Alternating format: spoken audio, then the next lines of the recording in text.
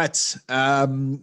Anthony, thanks for joining the Live Smart podcast here, man. It's almost a little bit weird to say that, considering I talk to you so much in my daily life, but I am very, very appreciative of you putting aside your time. I know you're busy. It's always a pleasure to talk to people about not only, people that are high performers, but people that are genuinely passionate and passionate enough to sort of seek a deeper level of understanding about what they do. I mean, there are people that just sort of do things, and then there are people that understand on a deeper level of, what they do, why they do it. And I think that you are one of those people. So why don't we start off by getting you to give a bit of background about yourself, a bit of an introduction about who you are, what you do, and we'll take it from there. Easy. So as Sam has hinted, my name is Anthony Hawke. I am a physiotherapist, and I have been for, I don't even know the answer anymore. I think it's 4 years, I'm not too sure. I really haven't gone back and looked at my bachelor's degree finished to know, to be honest with you. But I worked in private practice for a couple of years, and I love the profession. I still do. But I had a bit of a struggle with the structure. And I've spoken to you about this before, Sam, so I'm sorry, but everyone else needs to hear it. Is if you've been to a physiotherapist, you probably know it's relatively short consultations. We don't get much of an opportunity to really talk to people and understand their story and make decisions together, which is something that we'll probably get into a little bit later on as well, I think. Mm-hmm. So I thought, look, there's only two things you can do. You can either put all your own desires in a basket and leave them there for a while, or you can just go and do your own thing. And I did. I left. I went and did my master's, 12 months worth of a trimester, which was brutal. I'll save the other adjectives that I won't use, but that's fine. I was still working at the same time as I was doing it, man, because I thought there's no better practice than actually, working on people at the same time. It was such a helpful process. And it gave me the opportunity ever since then to kind of do physiotherapy the way that I like it to be done, and the way that as a consumer, I would appreciate if it was done to me as someone that was receiving the healthcare. I'm going to do it for a long time. I do love it. It's really fun. It's great working with people, and the knowledge base is huge, and people are always different. It's never the same. I tend to be relatively hedonistic, admittedly, when it comes to work. So when I've got, hamstring injuries coming in 4 times a day from 4 different people, they're never really that similar. There's a lot of similarities with it, but there's a lot of variability. So it's an awesome job, and I love it to pieces, man. Yeah. I mean, you have to, right? Like, you have to love what you do. I think there's always this misconception where, people talk about loving what they do, which is fantastic. But we also have to understand that when you're working with people, it's probably something that's not really talked about a lot. But as a physiotherapist, you would certainly know, I can only talk from my limited experience as a strength coach, but you're dealing with, I mean this in the most respectful way as possible, but a lot of human misery a lot of the time, right? Like, you're dealing with a lot of pain, a lot of suffering, a lot of, people that are in some very dark places through injury and through constraint, right? Like, how do you maintain, I'm not going to say a positive outlook, but a passionate outlook? Like, how do you resolve those two things, right? How do you continue to be as passionate as you are when also dealing with what injury can truly do to people? It's a very, very good question. Like, a really good question. So there's probably a few parts to this. And this is actually a conversation, because I still talk with like a couple of uni students, some interstate and some locally, about physiotherapy, because I think it's nice to have an open channel of communication with someone that's working. And I talk to them about this a fair bit in, what I would kind of consider managing passion fatigue or compassion fatigue. Because it's like that, the saying where, like, if you love what you do, you'll never work a day in your life. It's like, no, you'll kill yourself for your job. When you love what you do, you'll put everything aside and just keep working and never stop. Yeah, no, it's 100% the case. So to get back to your question, how do you manage it? With great difficulty, to be honest with you, right? Because I am inherently very empathetic. Like, even before being a physio, they always say to you, you can't take people's stuff on. You have to leave their issues as their own, but you can't help yourself. If you've got someone sitting opposite a chair to you and they've come to you for help, look, without me rambling, how do I do it? There's a lot of, what's a nice way to put it? Let's just keep it simple. It's a beautiful thing to actually have the opportunity to help people, right? Yeah. And I guess I take a lot out of the fact that someone has come to me and is trusting me with their health through my advice and my knowledge, try to get them where they want to be compared to where they are now. So I put a lot of my eggs in that basket. It makes me really happy that people give me the opportunity to work with them and help them get where they want to go. And I guess that's kind of empowering, right? Without being super narcissistic as a physiotherapist, it's nice that people want to come to see me. I really, really appreciate it. And that's probably the thing that, honestly, and I guess I've done this for a while now, so I've got better at it. I probably don't notice it that much anymore, Sam. I really don't. I honestly just hear someone with some issues and I'm here to help them. Outside of it, I guess you've got to take care of yourself too. You know, exercise regularly, eat well. I've got a great network of people. I mean, I've got great friends. You're one of them, Sammy, right? So like, I'm a pretty lucky guy. So I guess it is not only about how you perceive your opportunity to help people, but also what you do for yourself outside of the clinical room. Do you think that that's maybe a part of what has allowed you to be successful? Because again, this is something that I talk to other coaches about a lot, right? And you see coaches, I work with a lot of coaches. Yeah. You see coaches trying to put on too many hats, right? Yeah. And it's not even this discussion of, are you staying within your scope of practice, which I shouldn't have to tell you that you have to do. But it's more that you're trying to take on too much and you're trying to be too many things to too many people. Yeah. How important is it to you? Because you were just talking about your network of people. Like, absolutely. How important was it to you at the outset, or what was the sort of catalyst for you starting to think, I need to grow my network? Like I need to grow my network of referrals. Like what actually started to shape that opinion for you? As soon as I couldn't help someone with something, straight away, immediately, I was like, nah, this isn't my thing. I can't help someone with this. But being an empath, and you know, if you've got that thing in your brain that says you've got to help people, then you can't turn it off when you can't help someone. It's like, nah, game over. You know what I mean? I'm not saying that you have to go and be a psychologist when you're a physiotherapist, or teach someone how to eat better when you're a strength coach. All I'm saying is, I think, it's common decency to at least give someone an opportunity to go and find someone else to help them. So as soon as I had that, they came to me. I said, look, I probably can't help you much with this.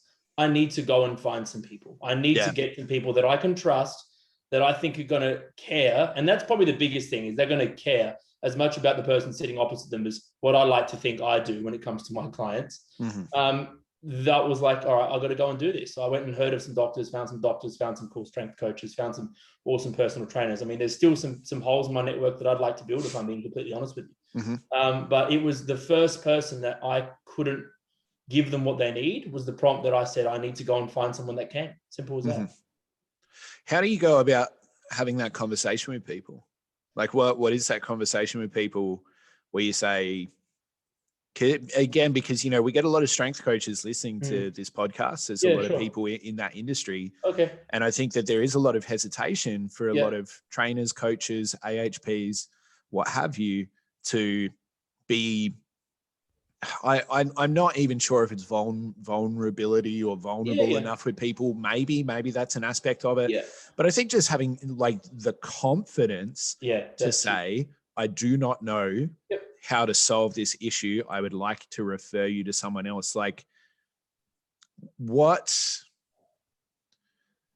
allowed you to start to say that? Like, I know you said, when I didn't know the answer, but like you started to develop that skill over time. Like what's got you to the point where you can confidently say that? Like, how important is that to you? Like, because there are people that will not do that, right? You're right, Sam, there is. And this probably also helps me bring in the second part of my answer to what do you do to actually allow yourself to help to maintain what you do as a physiotherapist and not burn out, essentially, is who I am as a person. And I think this probably has a hell of a lot to do with maybe why I'm, maybe a half a decent physiotherapist. I have enough people that will agree. So I guess I can say it. Is who I am. It's just who I am. Like, you meet me, I'm like a damn Teletubby, bro. I'm a pretty happy, buzzy guy. I bounce around the place. And I guess I have like a decent amount of like EI. Like, I think emotional intelligence is something that you need to have as a physiotherapist or as anyone that works in health. And I guess a lot of it is just come from my interactions with the people in my life. Like, I can't really sit there and think of, well, when did I go and read this book, or who did I listen to? It's just when something lights up like that, I'm like, okay, I know I need to do something about this. And I'm really happy in who I am and in my confidence as a practitioner to be able to put my hand up and say, this is way above my pay grade, or it's outside of my scope. So how did I build up the skill to be able to do that? Honestly, Sam, it's probably more with just about who I am and the way that I'm happy to communicate with people versus any skill that I've kind of been taught at any point, to be completely honest with you. Okay. Is that one of the motivating factors to why you wanted to strike out on your own? Like when you started this conversation, you said, okay, you maybe saw some of the failures of the private practice system, and there are failures to all systems, right? Like I'm giving a talk in August about the failures of the education system for coaching, right? Yeah, right. So there's failures in all systems, there's failures everywhere. No system is flawless. But was that one of the motivating factors for you in leaving? Like what were those failures? What were those shortcomings to you that you felt you needed to address them? Let me I can answer this really easily with an example. I had a client come in and we were sitting there and they had debilitating long-term chronic back pain. And if you've had it or you've dealt with it, as you know, on either side of the fence, you understand that it is a very detailed bloody problem. Yes. And we were sitting there and we were having a great conversation. We were really starting to get into some really deeply rooted beliefs about why this person thought that certain things were dangerous or why certain things were perpetuating their pain state. And then I looked at my clock and said, I'm sorry, we have to end the consultation. I was like, whoa. Like, at what point does some arbitrary time value determine that this person's story should end? And I was like, nah, that's not good enough. This is bullshit. And I said, I got to do this. I got to do my own thing. That's probably the simplest answer I can give you, Sam, is that it just didn't facilitate the level of care that people deserve when they walk into a health practitioner. In my opinion. What is it in your experience then? Because I think that a common perception, whether how accurate it is, I can't say. Sure. Right. And this is not to disparage any physiotherapists out there. I'm just simply relaying a perception that people have of health practices in general. Of course. Right. Is that it can be quite impersonal and people feel as though they're constantly being told the same things. Yeah. Right. In a sense, yes, we are all like bipedal humans, right? We all walk on 2 feet. We all breathe, poo, all those kind of things. True, Sam. I don't know why that's the first example that came to my head. I'm like, it's very, very primal. Has to be poo, right? It has to mention poo. pooing. We eat, we poo, that's it. Yeah, I got to bring it up. See what you get up to, bro. That's fine. But, at what point, in your experience, you've talked about emotional intelligence. How does that actually impact the rehabilitation process? How does that impact the injury or trauma process? Like, how do you see the role of emotion and belief in either helping or hindering recovery rather than focusing solely on like mechanisms where it's like, okay, just, do these external rotations and get out of here? Yeah. It's probably easy to say every single facet. It's inseparable, because when you understand pain, you think about it logically. Pain is a product of consciousness. If you're unconscious and you're in a coma, you can't be in pain. It's not a thing.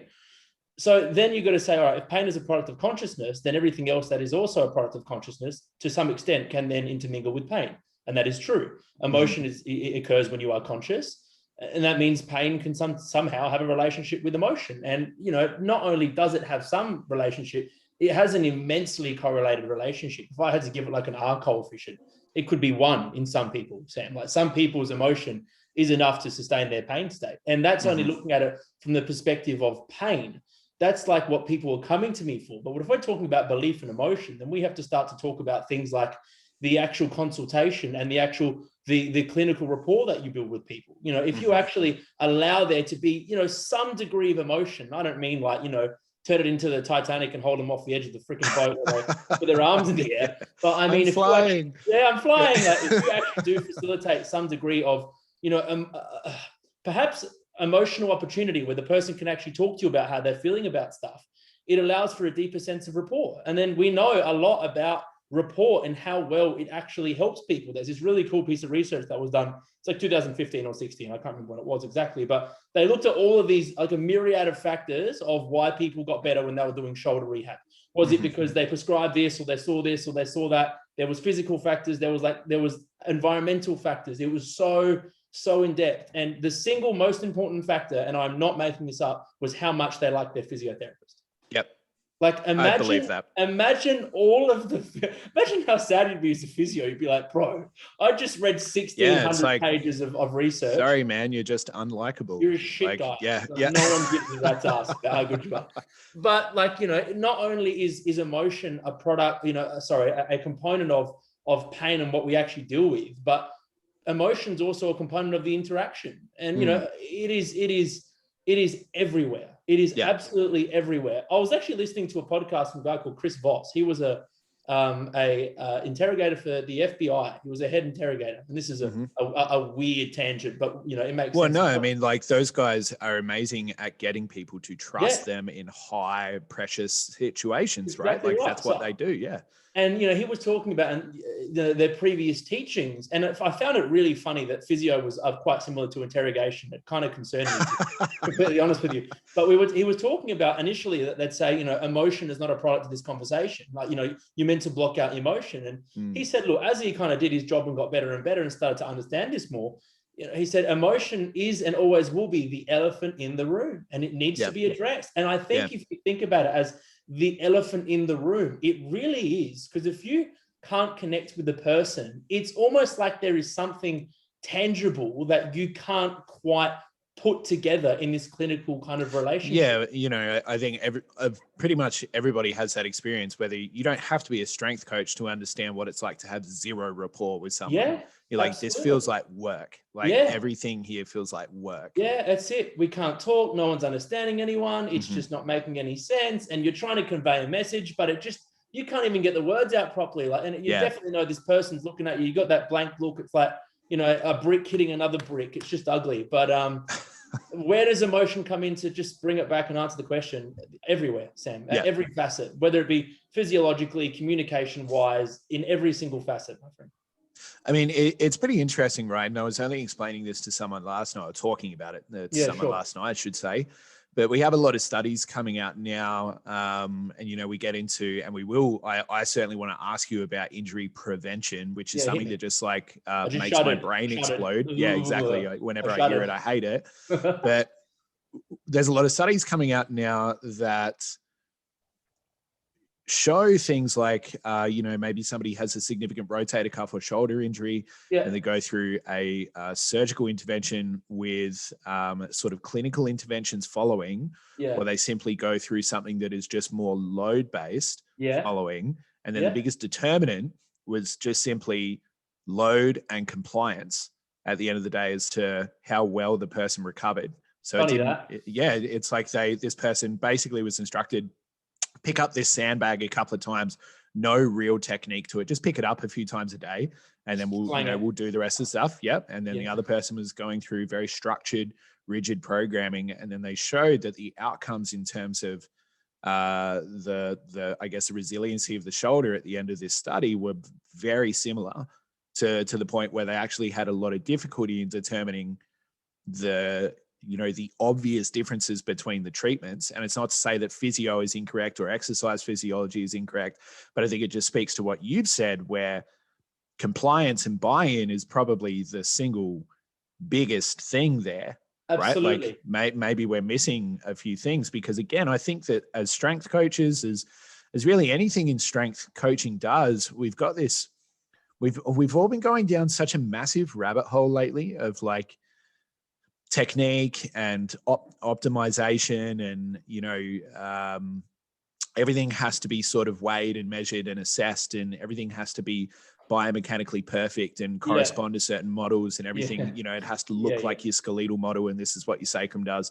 But then we're forgetting about the psychological component of the person sitting across from us.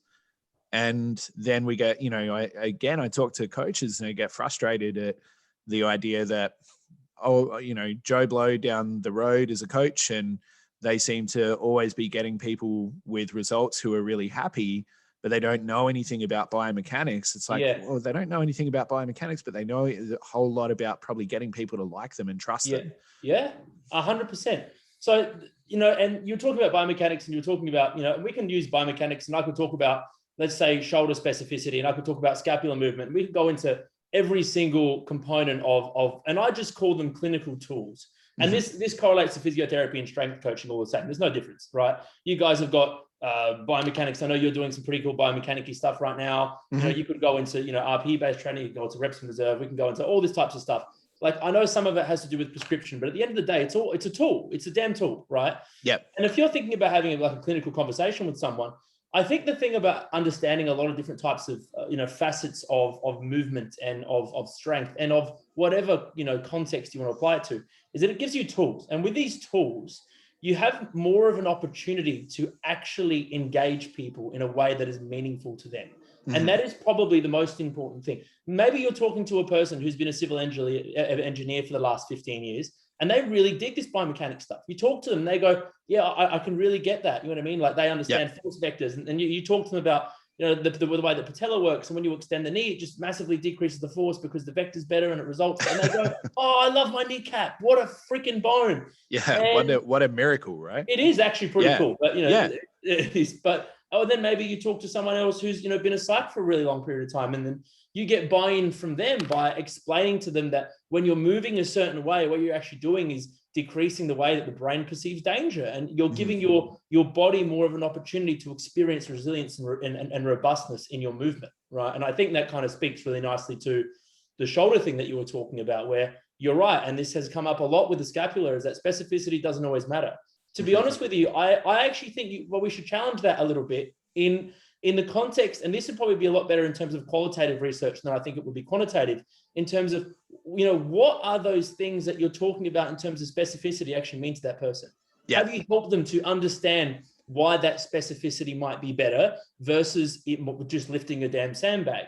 Have you explained to them how this movement might correlate to the stuff that they're going to do in the future? And how does that kind of affect it compared to just lifting a damn sandbag? But then, like, conversely, right, we also have to think about, and I'm purely just playing devil's advocate on this because I agree with so many different sides. I think we also have to consider, like, how we frame that conversation around specificity can also be a restraint, like a constraint to people, right, as well, because then people start to, and this is, again, something that we see a lot of, is like, if I don't lift this thing in this particular way at this particular angle, my shoulder will explode.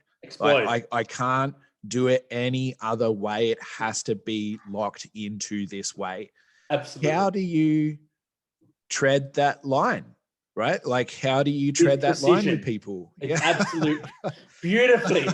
Now, look, I don't actually think it's about treading the line necessarily. I think what's more helpful when it comes to that type of stuff is that you paint the whole picture. Because really, if you just give a description of specificity in one single lens, then it becomes restrictive. Absolutely, right? But I tend to explain it in the context of a larger process, okay? So, like, as I said, in terms of thinking about it, baseball plays really easy with the shoulder, so I'm going to go with this, right? Yep. If we're kind of thinking about, upward rotation, like, I want you to do this exercise, and I want you to think about, keeping your just as this is so arbitrary, and I'm sorry, keeping your upper trap relaxed as you're sliding overhead, so we can get your scapula moving more, because we can get your serratus working a little bit better. Then as you come up into that really winded external rotation position, you're going to be able to create better force vectors and offload stuff. And they go, oh, okay, well, I can understand why I'm doing this. I'm doing this for a purpose, and I would often say to them, this isn't the only way ever that you should move. But what we're going to do by addressing this specifically is that we are going to give you that capacity, right? We're going to give you a bunch of other ones as well. But now you've got, in the same way that you and I do when we go and learn stuff, they have another tool in their toolkit, Sam. We're making people more variable by giving them more opportunity to learn other concepts. Yeah, I think it's important for people to understand that, like, let's say you need to, somebody needs you to hammer a nail into a wall. Yeah. you can understand the physics of that and you can understand the angles and the biomechanics of it, right? But if somebody's asking you to hammer a nail into the wall, your ability to understand all of the theoretical components won't actually improve your ability to hammer the nail. So true. Right? Like you need to be able to give that to people. You need to be able to give them what they need whilst also understanding that sort of like theoretical component behind it. That's exactly right. And like often, and I'm going to probably use athlete examples quite a lot because I'm a sports guy. Is I say to them, we're doing this now, so you don't have to worry about this later. Yeah. Because when you're throwing that ball, you throw that damn ball. You throw it hard, you throw it well, and you get people struck out if you're a pitcher. Yeah. But we're doing this in the clinic right now. And there is, let's just not talk about specificity, but there is definitely some positive research associated with pain, definitely, and even outcome of performance when it comes to applying cognition to movement, right? And, I just use upward rotation as an example here, but I think getting people to be more cognitive about the way they move without being hypercognitive, and that's probably another conversation, is in essence going to be helpful in most cases. I like, at what point, I guess, is, when we're talking about cognition, we're talking about people consciously thinking about what they are doing. Absolutely. A lot of the time, say for someone such as myself, I actually try to get people thinking as little as possible about what they're doing. Absolutely. And it's not to say that one approach is better than the other. Yeah, of course. What situations do you think are more suitable? Like in your experience where you say, okay, this is more suitable for actually slowing down and thinking. And this is more suitable for just move, right? Just move, start to let your body figure things out. The person, really, isn't it? I mean, I'm going to say this a lot, but if I've got someone that's come in and has had knee pains a lot, we talk a lot about back pain when it comes to fear of movement, but knee pain associated kinesiophobia is actually huge. So if I've got someone coming in and like they do a squat and they've just got, this person told me I've got to think about this glute and then rotate this in this position. My knee's got to track a bit further forward. My toes have to be pointing right towards the tips of the pyramids of Giza, aligning with the stars of David. And I have to make sure that my hips come down just to 35. I'm like, man, hang on, just hit the brakes. Just chill out. I'm like, can you do me a favor? I was like, just sit on that chair and stand back up again. And they do it. I'm like, that was pretty good. They're like, oh my God. I'm like, look at that, right? And I think a lot of this has to do, Sam, with the simple concept of give people what they don't have, right? And I think that is so important. If I've got someone coming in and they are hypercognitive, then I'm just going to try and make movement exactly what it is. Just let them move, right? If I've got someone that's coming in that is a high performer in a certain sport and they have absolutely no idea where their freaking limb is, I'm going to say, here, mate, here's your limb. Let's try and break that down and see what's important, what is it, and let's give it to you if you need it. Does that make sense? So I think it's probably like it's almost the opposite situation of what a lot of people think, because I think that when you're very new, you're probably hypercognitive. You're having to think about everything that you do, and when you're actually quite experienced, I don't think you lose that ability for cognition, but I think you just rely on it a lot less. Absolutely. And so it's probably that the people that are coming in that have a lot of experience in sport probably have more difficulty one way or another with actually learning that cognitive capacity and movement again, and actually retraining patterns, as opposed to people that are starting from scratch and just building, because you do go from like cognitive to autonomous, right? But then when you have to go from autonomous back down to cognitive, back up to autonomous, man, that shit's hard. Oh boy, yeah. Like that's super tricky. And that's just literally the neuroscience principles of skill acquisition, right? You can look at the pyramid, as you said, you've nailed it. I don't know, Nikolai Bernstein did an article back in like the 60s. It was really a really long time ago.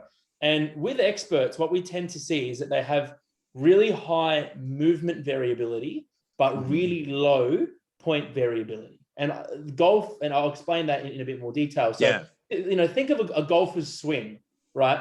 A golfer, you would think that the better they get, the less deviation in their arc they would get. That is, this is actually something that I recently looked at, right? And the people that are high performing athletes still have big deviations from rep to rep. They just don't have as much velocity loss rep to rep. Yeah, and they always end up in the same spot. Well, not always, but they get there within a very large, small fraction of what they did the previous time. And when you really break that down and you kind of think about what you just said in terms of, you know, moving up the echelon of skill acquisition, is when you're a lot more autonomous, you're a lot more outcome driven versus process based, right? So you don't really give a crap about, and I think using people like Djokovic, like how does he hit a forearm when his ankle is like completely rolled and he is reaching, the ball's coming at 120 Ks and he can rip this thing cross court past a dude who's also world-class in a final. Like, how the hell do you do that, right? If you were sitting there and he was thinking about plant your foot, open your scapula, turn your wrist. He just there's just no way, right? Like that 0.4 seconds of reaction time would be, the ball would be a mile behind you. Game over. I think he'd be 2 sets down. Like you'd be screwed. So I think, you know, if we're talking about that skill acquisition, it's really interesting to see that, you know, experts actually move differently, but they get the same thing done. So if we're talking about that in the context of cognition versus, you know, do we give people less cognitive capacity when they're doing some exercise? You got to be careful, because if you've got someone that's good and they're coming in, they're doing things a million different ways, maybe that's a good thing. You know, maybe bringing in their capacity to express themselves with such variability, maybe that's unhelpful. Yeah. Right? Maybe variability isn't, I think this is something that people definitely need to look more at as well, because variability gets trumped up a lot in strength coaching, like more variability. But it's if all you are doing is introducing variability for variability's sake, then what are you actually doing? That's exactly right. Right. My ability, I could take Djokovic, for example, like you just said, and I could teach him to pat his head while he rubs his belly really, really well, which would increase his variability. But I don't think that would transfer to a better cross-court forehand. That's a very good point. And actually, this is kind of one question that I had for you. If we did manage to get ourselves, I'm inverting the podcast. If we did manage to actually get on the topic of variability, was as a strength coach, because, you know, my perspective, and I'll give you my outline so you can understand the context of the question, is generally I take people from process driven. If we're talking about, you know, pretty nasty injury, we're getting back into it, relatively process driven, and then moving up the continuum towards more outcome. And I would start people off being very cognitive and then try to progress them to be towards being more autonomous. When it comes to being a strength coach, and this is kind of my rationale, is do you not really want as like low variability as humanly possible when you've got super heavy loads on your back? Because would that variability not inevitably result in a harder, less efficient lift? Does that make sense? Yeah, sure. But I mean, variability is on a spectrum, right? Like when we're talking about variability, it's like, I don't necessarily want people changing massively rep to rep, but then we also have to be smart enough to know that I could ask or place the demand on somebody to be absolutely pitch perfect rep to rep, but that doesn't mean it's actually going to be the case. Like the reality of it is that they are simply going to change. So there's only going to be so many things that we can actually control rep to rep. So a lot of the time, what you simply want to ask yourself is like, what is the position that is going to be most conducive to producing force for this person? And how do I get them assuming that position the most? But coming down to like millimeters, you know, micro details, I just think it's a losing battle, right? You're never going to actually be able to achieve that, not in a realistic way. But the better you can get people to hold certain positions, typically the better that is. So I think that we're trying to minimize variability, but we're also trying to maximize sort of resiliency in positions that people aren't normally going into. Right. So especially with squat, like a maximal squat, you need to develop the capacity to flex your hip and flex your lumbar. Right. You need that. You need that in a maximal squat. But how much of that do we want? I'm not sure. That's going to depend person to person, but I know that I don't want to see it change massively rep to rep, because then it's probably quite inefficient. So we're just trying to keep people, you know, within positions and just build strength and resiliency there over time, but also understand, right, that you can't hold people there for a tremendous amount of time. Absolutely. Like you need to give people breaks in the sense of like, with a lot of people that bench press in their off season, I have them flat back benching for a prolonged period of time. Yeah, sure. Just because if you're always doing a powerlifting bench press, your pecs are always in the lengthened position, right? Sure. You're biasing a huge amount of internal rotation. You want to take them out of there, but it's still relative. It's still fairly close to what I want them doing long-term anyway. I'm just changing it enough so that they don't get thrashed. Yeah, sure. So there's always a balance, right? There's always, you always have to go back and forth. I think, again, this idea like specificity is king. It's like, yeah, but how specific is specific really? How do you know how specific you're actually being? Because I could make somebody do something specifically that just makes no sense. Yep. Right? Like I could get somebody to do something very poorly and have it be really specific. And I've said this before, is that all you do is make people really good at doing bad things. Yeah. Right? So you want to have a deep enough understanding of what you want them to achieve, the positions that are required to achieve that, and also just let things be a little imperfect. And I tend to trust the capacity of the human body to adapt to that over time and build strength. Yeah. Rather than I can't control that. And the big bit in there, Sam, is like you said it without saying, is like outcome. You want an outcome, right? Mm-hmm. You are happy to allow, movement or precession around an axis of variability as long as you are getting where you want to go, right? Yeah. And I think sometimes that's the whole variability thing goes a bit astray when we just get, and you nailed it, bro, it's just get variable for the sake of being variable. Yeah. It's like, all right, is that actually going to help you do what you want to be doing? Because if it's not, then it's probably not a good idea. Yeah, it's like we really only want to address the things that are issues. Yeah.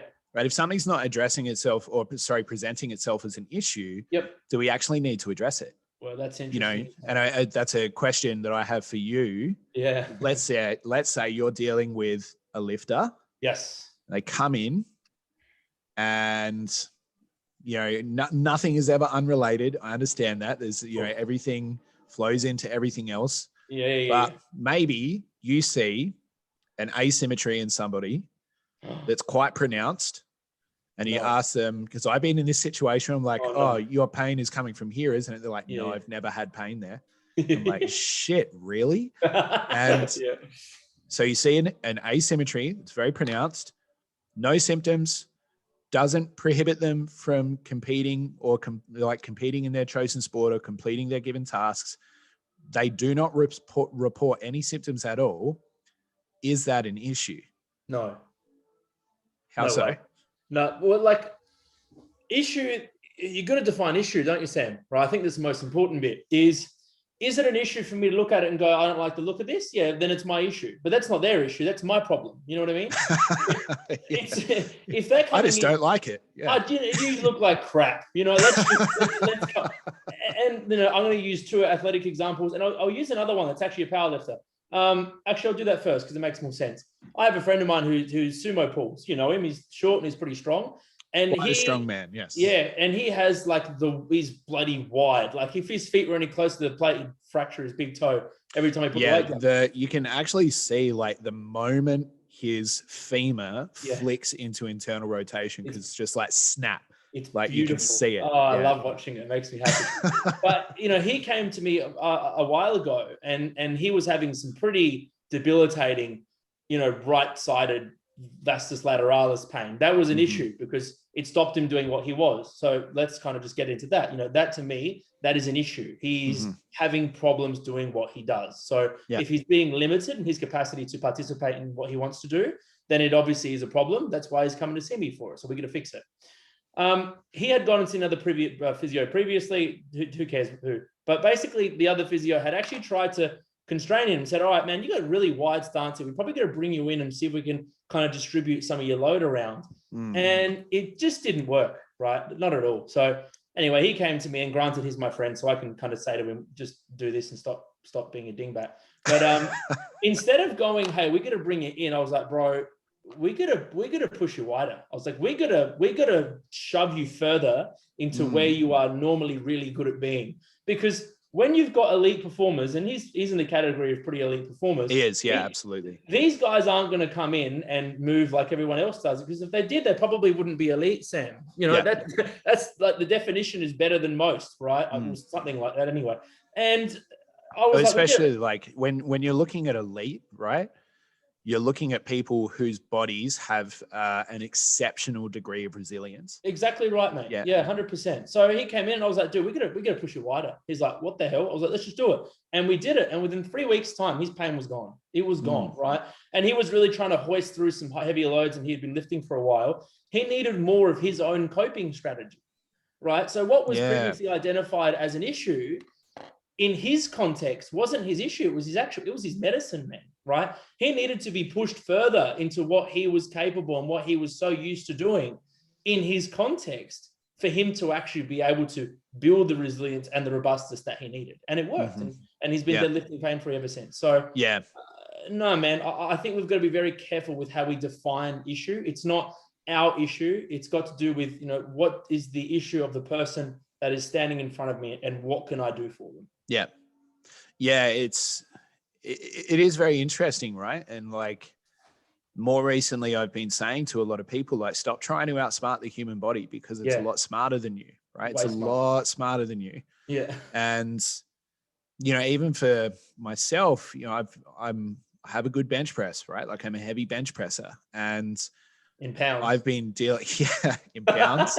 Well, 450 pounds is still pretty heavy. All right. So, I've been dealing with some significant pec pain for, I think we're almost at like 6 months of just dealing with some weird pec stuff. And and this week has been my best bench pressing week, more than anything. I stopped trying to squeeze things. I stopped trying to actually move consciously or try to change the way that I was moving, because I was like, no, the structural work's been done. I've had my release work done. We've been doing my mobilizations, all of that. I'm just going to trust my capacity here, and I'm just going to let it move. And I just stopped trying to consciously engage with the movement and moved instead. And it just flew, right? Like it just flew like nothing. It was really strange. So I guess it's almost in that sense, like your body has this innate ability to self-organize based on its past experience. And then sometimes you just need to let it do that, right? Like more intervention isn't always the best strategy. Not always. Absolutely not. No. But it's like, what do you make of the idea here? And this is something that I've been challenging more lately. Yeah, sure. Is the idea of bad technique, because there are going to be people here that have been listening. Yeah. They're going to be wanting to know, okay, like, am I lifting with bad technique? Like, what are the parameters by which we define bad technique? You could have somebody lifting in a very unconventional way. Like you actually described, sort of end range hip internal rotation extension, like and craziness, like right. And so, but he's lifting at an incredibly high level. It's not presenting itself as an issue. It's unconventional, but it's moving fine.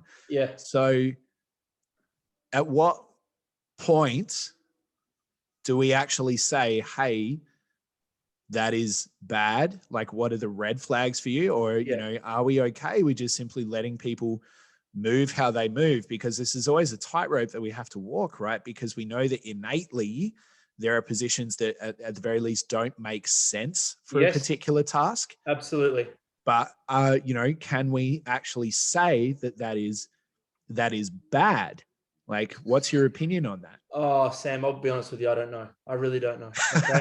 I don't know. And as opposed to being here and trying to give you a binary 0-1 type of answer, I think we really just have to kind of critically reason through what we're dealing with. And the question that has often been thrown around the physiotherapy community for sure is like, does biomechanics matter? And when it does, like, is it then enough that we need to do something about it? Personally, I think it definitely does in two circumstances. Like one is performance. Like one, if someone's trying to be really bloody good, then can we do anything to either optimize their biomechanics, which is what we just spoke about, or optimize biomechanics in general? Because like I'm not going to sit here and say physics sucks, because physics is pretty important, right? And if you have someone it comes here up a lot, yeah, it's pretty cool. Like, and yep. if you've got someone here that could optimize, like, you know, or perhaps attempt even to implement some concepts that are more congruent with certain physics concepts that might make them move better, then why not? You know, let's give it a shot. All you can do is try it, and if you don't like it, don't do it. Yeah. And the second thing is certainly pain. And when it comes to, you know, pathology, it's even less linear perhaps than that, because when you're dealing with physics and trying to optimize biomechanics for performance, you have variables of force and vectors that you do know that, you know, it's pretty, if you're further away from the lever, it's going to be heavier. If you're closer, it's better, right? When it comes to pain, it's a lot less linear and even less binary than that. And yeah, I wouldn't say optimize people's biomechanics, but maybe if I can get you moving a bit more like this right now, and that helps you to be a little bit less sore, then maybe that gives us the opportunity to load up your tissues in a way that's going to be less painful, cause less of a flare up, and maybe let the other stuff settle a little bit before we then maybe try and do that again. So yeah, honestly, man, I don't know. I think it really speaks to the idea that, you know, what got you from point A to B won't get you from point B to C, right? Like, yeah, super true. If I look at my own squat, and this is true of many people who maybe are just starting off squatting now, there are going to be things that you can get away with when your squat is lighter that you cannot get away with when your squat is heavier. And that's performance. You're actually going to have to, you're going to have to come up with different movement strategies. So I used to have a very narrow squat with a lot of thoracic extension. And so I was essentially just able to more easily drive my hip down onto my heels, but I was also borrowing a lot of internal rotation just by like jacking up my rib cage and flattening out my lumbar forward. Right. So it's just borrowing a lot of IR from that. But then as I got stronger, that actually became a big limitation. And so as my internal rotation improved as well, I had to take my squat wider and flatter and then actually start to squat with like that wider stance and start to bring my hips down in between my heels and let my hip internally rotate more freely and actually just trust it to be more flexed. Yeah. So we kind of went from one end of the spectrum to the other, but there hasn't been any issues with that. Like there's not been any issues. It's a completely different movement strategy, but it's not to say that one has been better than the other. It's just one was more appropriate at the time. Yours is the best example ever. And you and I having the opportunity to sit here on this Zoom and talk about it is also the best opportunity ever. Because very seldom do two people who work with each other in a clinical relationship, you know, have the opportunity to actually talk about it, you know, just completely openly like this. You literally went from pathology to performance, Sam, right? You squatted that way because it was more comfortable on your spine. Your spine got better and you said, all right, pain's not my problem now. I've got to get better at doing this damn freaking exercise. So let's do it. And then you optimized your mechanics for performance. So, you know, like you literally just moved yourself along the continuum, man, right? Like how nice an example is that of we don't know until it presents itself. Yeah. It's perfect. It's like you planned it. It was amazing. What a great thing you said there. But, at no point was that an expression of perfect or good technique. It was just appropriate technique for what was occurring at the time. That's the word. Yeah. Bro. It's appropriate. Yeah. It was appropriate. That's perfect. So with that said, like talking about injury prevention. Why? Injury prevention. Why does that keep coming up, Anthony? Why do people keep saying that? Because it'd be awesome. If I could do it, I'd be doing this interview now on a gold chair. It'd be solid gold, bro. And I would be like... with my rocket car parked outside. Diamonds in my teeth, man. I'd be bawling. But I'm not. I can prevent injury. That's it. I'll tell you about it on my Learjet. I'm out of here. But in reality, we can't, right? And certainly in a sporting context, we can't. And I always bring it back to sport because, you know, that's what I do. Can I give a team sport example, Sam, as to why it's not a thing? Cool. So first and foremost, if you're thinking about it in a team sport context, you'd actually have to minimize. All right, let's just say first and foremost, hypothetically, that we could absolutely prevent every single intrinsic based risk for a hamstring strain. Awesome. Amazing. Okay.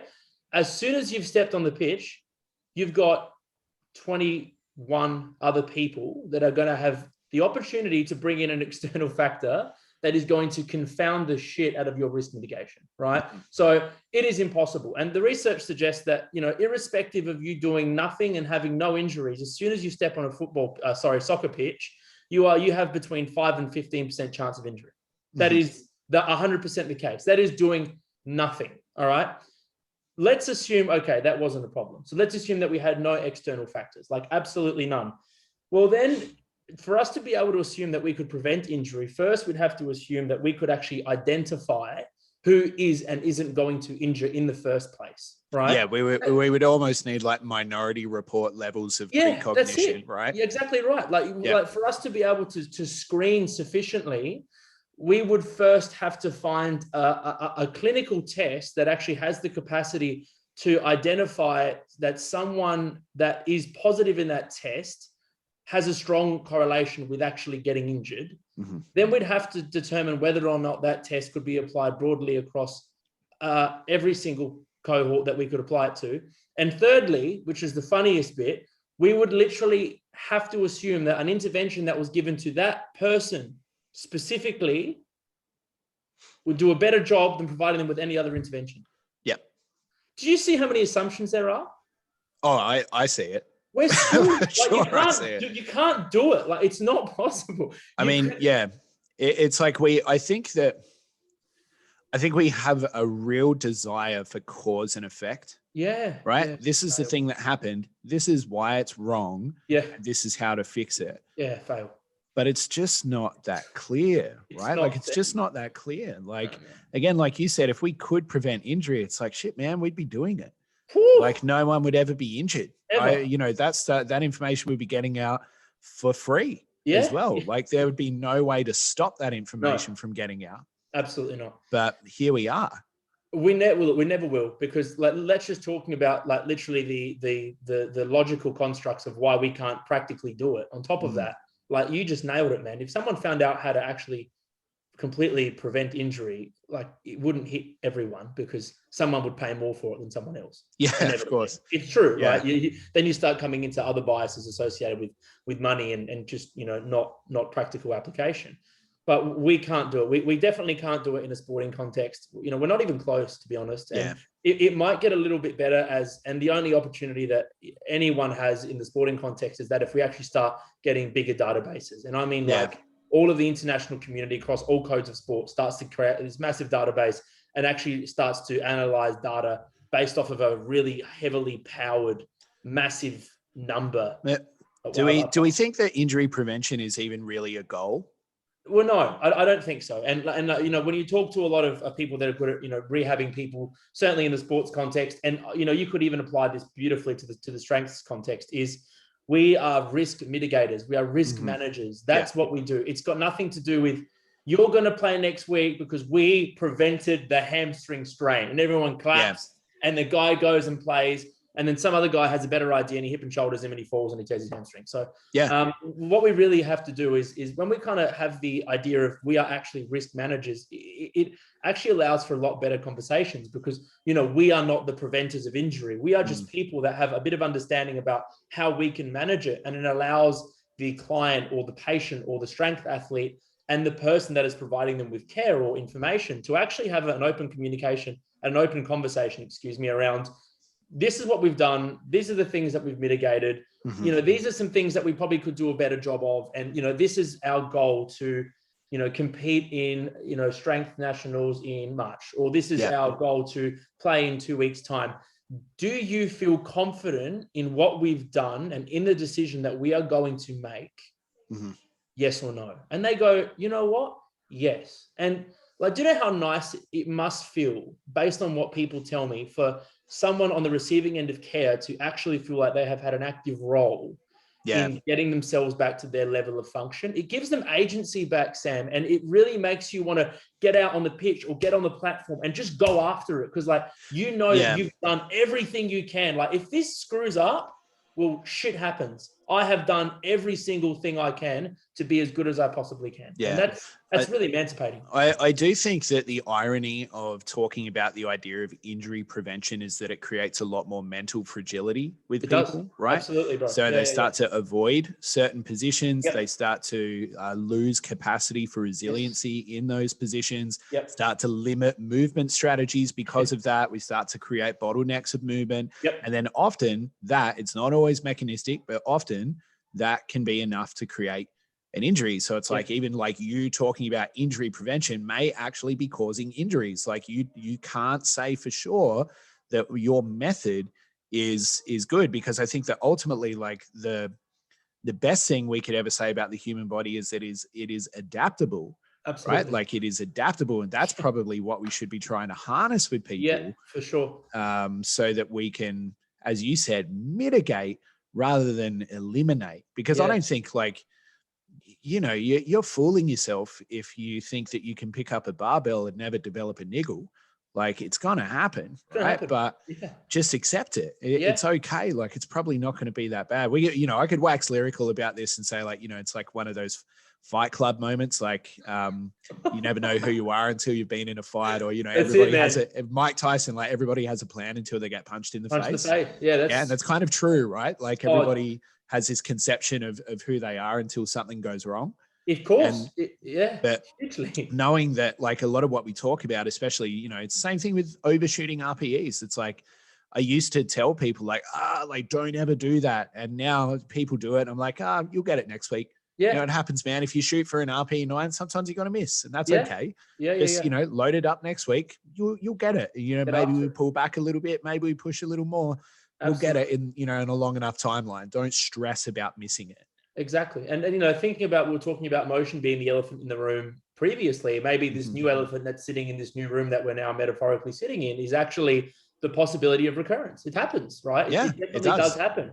So I think I know there's like a, you know, for a hamstring injury anyway, we've got a 25% chance of getting a re-injury in the first 4 weeks back to sport, right? And 80% of that, there's an 80% chance it's going to be the exact same spot. So, like, you know, this could definitely happen. But when you have addressed the elephant in the room, which is the possibility that it does, people go out there and get into it. They get involved. They have accepted risk. And that's really powerful. When you accept the risk, you really go into things a hell of a lot harder and you lean in more.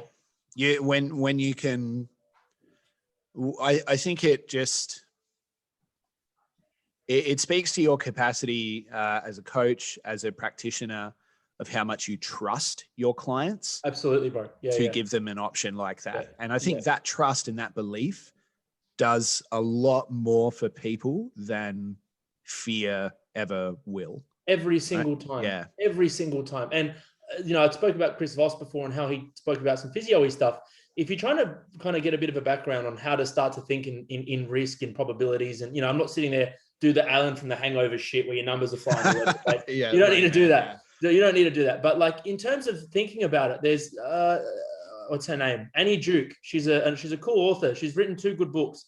One's How to Decide, and the other one's called Thinking in Bets, which is a really good one. I'm not plugging this because I get any money out of it. It's just a good book, man, right? But Thinking in Bets is really cool because it really helps you make decisions based off of you know, probability and chance versus any type of sentiment or you know, things that really unfortunately don't matter. Like, I want to do this because I feel great and I really want to nail this comp. It's like, all right, well, hang on, that's okay. But, you know, we haven't got you lifting anywhere near 65% of your 1RM. Yeah, that's right. There's like weeks. desire and reality, right? Yeah, it doesn't matter. When we can get those 2 things to see eye to eye, we're probably going to have some pretty good outcomes. But maybe let's work on bringing up the reality. And that's just keep hanging on to the desire thing there. That's it. Yeah, and so. To cap off here, man, I always ask everybody the same 2 questions. I love them. The first one is, what is something in fitness, maybe in physio, in the broader scheme of things here? What is something that you wish would go away? What is something that is happening right now? Fitness, strength, physiotherapy, whatever it happens to be. What's something that you wish would go away? People talking shit about each other.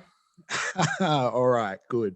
Tell me more. It's just stupid, isn't it? Like, imagine condemning someone because they don't think the same as you. Yeah.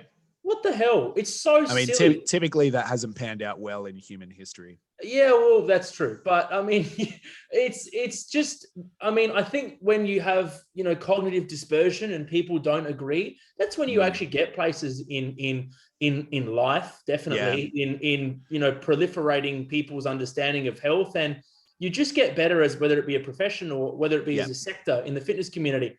But we just beat each other down to the floor, and it just becomes this very personalized attack. It's very odd. I really don't fully comprehend it. But we seem to have lost this ability to sort of welcome discourse, or that somehow we started to think that discourse only meant talking to people that we agree with. Yeah, that's a good one. Yeah, like discourse is varied, right? Like discourse should have a multitude of competing opinions, and just because somebody is your competition doesn't mean they are your enemy. It just means they are your competition for whatever reason. That's fine. But I completely agree. I don't think you ever learn anything from the people that you agree the most with. It's probably the people that challenge your beliefs the most. I actually spoke to Connor Harris about this in the last episode. Yeah, sure. I said the reason I signed up to his biomechanics program is because I found a lot of his ideas very confronting and challenging. Yeah, okay. Right? And it was like I got a really knee-jerk reaction to them. I was like, no, I don't know enough about it to form a judgment. I'm going to go learn. How interesting. And we did that, and it was good, right? Yeah, nice. But I think I agree that we've almost like lost this capacity for it. Like, what do you think contributes to that? Pride, a lot, ego. Image. I think image is the biggest one, because social media, without me going into a rant, sound like I'm 40. I'm 26, by the way, whoever's listening. Social media has given, it has just, I could swear so much, but I'm trying to avoid it, Sam, has given all of us this misconception that we have to be a certain thing or portray ourselves in a certain way, or, we have to be better than the person that we're competing against. And I think that is a big one, particularly on socials. Is like, my stuff has to be this. If this person's saying A, then I have to say B, irrespective of what I actually think. It has to be polarizing. It's got to be hugely contrarian, and it can't be any better, because if they're saying it, then how the hell could I possibly say the same thing? And they're saying it, but I don't like them. Yeah. So I'm going to disagree with it. Oh God. Yeah. Like the personalization of information, right? Mm-hmm. That is just such a big issue. And I think image and ego, and I really do think socials have a lot to do with this, man, because if you couldn't see all of this stuff, it probably wouldn't be as big a problem. Yeah. I mean, it's like people forget, right? Especially in coaching, if you are a coach right now listening to this, I'll remind you of this. You are not the hero of the story. Right? Your clients are the hero of the story. Yeah, you are at best a guide. You are not the hero. They're not coming to you for you. They're coming to you for, the skills that hopefully you can provide them. And that just peels back to ego. And even ego, we've bastardized ego, because I'm Greek, right? And ego in Greek means ego, and that literally just means me. That literally means me. And if you actually go look at some of the more kind of ancient understandings of ego, it was never bad. It was just about one's understanding of ourselves and where we are in this damn universe. But like, even ego's been bastardized now. And now if you have one, you're a douche. And I think that just ties in so heavily. Our understanding of the words changed. And unfortunately, so is the way that we portray ourselves in front of other people. It's almost like, ego, I agree, is like I think it's just depending on how far you go in one direction or how far you go to one end of the spectrum, right? Because you do need ego, because you should be able to confidently tell the people in front of you that you can help them and believe in your own skill set. Absolutely. Right? Yeah. So what's one thing then that you're hoping will stick around? Something that you're seeing right now, and you're like, yep, I like that. I hope I see it stick around. I hope I see it develop and grow. It's interdisciplinary integration. It's happening a lot more. Like, us physios are joining on with strength coaches a lot more. Here we are talking. But more so than that, I see strength coaches developing understanding about stuff that I don't think strength coaches have had understandings about before. I see physios developing understandings about things that I don't think physios have had understanding about before. Yeah. I see health professionals that are bridging the gap between the both of us. I see people understanding how food can impact, it's just becoming more of like this. And I'm a big Marvel fan, guys, this multiverse of health versus, this uni-compartmentalized version where everything exists in its own domain. And that's different from scope. right? It's the fact that we can all integrate and we don't exist in this freaking dichotomy. We can all, live happily ever after. Benefit from one another. It's right? awesome. I'm loving that. And this is the freaking polarizing point. This is also being enabled a lot because of socials. Yeah. Right. Yeah. It's happening. I mean, I see someone, Dan Kirkbride, he's awesome, right? I see him post osteo stuff, and I see some awesome strength principles and some awesome, I'm not going to say physio principles, but more allied health principles between some of those. And I'm like, oh, that's so cool. Like that exists now. And people, use these services, and they're great services, and they're good people. And it's just cool to see these types of stuff, man. So I really hope that persists. And you know what's really funny, Sam? That's like almost the complete opposite of what I wanted to go away. Yeah. So I think there's an opportunity for health to go really well. There's also an opportunity for health to just completely die if we don't all shut up. I think it all comes back down to remembering who we work for, right? Yeah, it's man. like who are we showing up for? Who are we trying to help? I think the people that recognize that and the people that are very clear about that, I think split into two tribes, right? And I think there's a lot of tribalism, but I do think that, the people that are showing up for other people, are showing up to help other people, genuinely care about their outcomes, are just trying to make the world a better place. I think it's very obvious who those people are, and it's very easy to find them now. It is. And it's fantastic that those people tend to gravitate towards each other as well, I think. Yeah, it is good. Very good. All right. That is it for today, Anthony. Thank you. Thanks for your time, man. This is a really good conversation. Really appreciate it. If people are looking to get in touch with you either through, you're Adelaide based, so you would have to be living in Adelaide or surrounds for treatment. I know you're quite busy. But I can chat with people if they just want to chat as well. Whatever you're happy to do. So maybe just explain how people can get in touch with you and for what they can get in touch with you with. Jeez, So obviously get in touch with me if you want physiotherapy, probably not your lawns mode. I'm not going to do that. Right? That would be pretty boring. But you can get in touch with me at A for Alpha, H for Hawke, which is my last name. Physiotherapy, all one word, is my Instagram handle. So, fire away at me there. That's probably the best place to get me, to be honest with you. I reply to it probably more than I should. And, obviously, if you need some treatment regarding pain, if you want something regarding performance, I'm absolutely more than happy to help you with both of them. And if you just have some questions that you want to ask about your body and about health, like I'm so happy for people to flick something to me and say, hey, Ant, this is what I'm experiencing. What do you think I could do? And I'd love to maybe usher you down the right path, whether it be locally or, or interstate or international. Yeah, I was going to say you're probably a good guy to also know professionals around Australia to potentially point people in the right direction as well. For sure. Okay, awesome, man. Well, thank you for your time. Like I said, pleasure, man. Have a good rest of your evening, and I'll talk to you soon. Adios, muchacho. All right, farewell.